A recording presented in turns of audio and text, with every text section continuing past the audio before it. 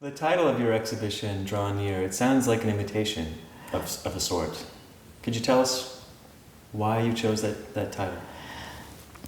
Well, I feel like it was an invitation to me somehow in my eyesight and in my particular predilection from the time I was a little girl, that I've always somehow heard the invitation to draw near.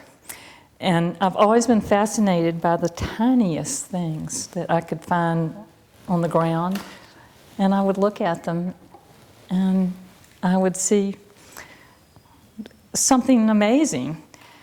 And so this was kind of the origin of being able to look closely and see things that inspired me.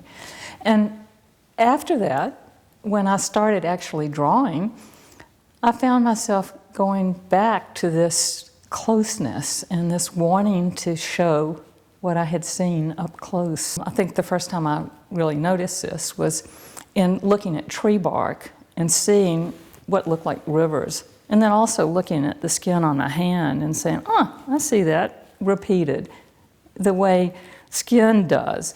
It's something that is constant. There are very limited things in nature that just keep getting repeated over and over again. Those things are part of our being, and I believe anything that has to do with the continuation of life is an optimistic view in a pessimistic time.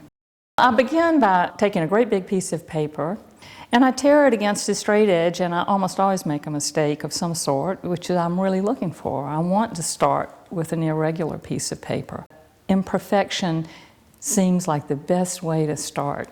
One of the reasons that all the lines are vertical in the drawings is because this is an easier gesture than this. This takes some real muscle to pull horizontally, and it does take more control, but this is more of a meditative line. And when I first started making the work, I was looking for meditation. I was looking for a way to just relax into the line and to pull that line down. And I started by making just one line. And then I left a space and I made another line. And that space has always been important to me. When I'm working at something up close, I don't see how it's going to look from a distance because I'm just right on top of it. Mm-hmm.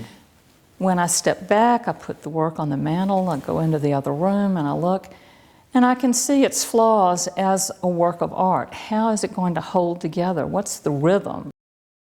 I think the thing about being a woman, though, has more to do with having something inside of me saying, oh, don't go there. You can't go there. Somebody might think this of you, and then your children would be embarrassed or whatever. And having this other part of my brain saying, go there, go there. You go on, you can do it. Maybe that's a female thing, is to hold back a little bit. In the past, you've gone there, and sometimes the imagery has been so provocative and evocative, rather, that's taken a lot of courage. As a woman in the South making art that is very personal. I think that's probably true. And I think when people talk about, I've got to battle Picasso, I've got to work him down to the ground so that I can step over him in my artwork, I've never felt that about trying to conquer art history. I've just tried to conquer the things that get in my way from being able to go down deeply inside of me and say what I want to say, and to just allow myself to let it come out. And maybe that has, in my life at any rate, I wouldn't say for all women, but in my life it's been because I'm a woman that I had to fight to be able to get out of the way of my drawing. Where do you think your drawing is going tomorrow? Oh gosh, that's a wonderful thought.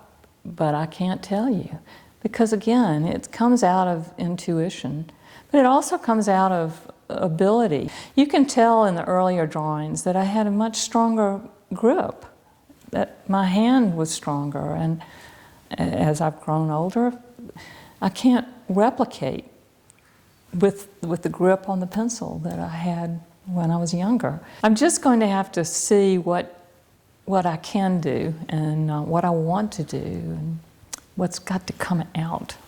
Maybe it would be a good thing to tell a visitor is don't try to see all the show. Choose one or two drawings and ones that jump out at you, and then draw close to them and spend more time with them and let the other ones go. It's not about seeing every drawing in the show. It's about if you and one drawing have an experience together, that would be the greatest gift to me that I could hope for.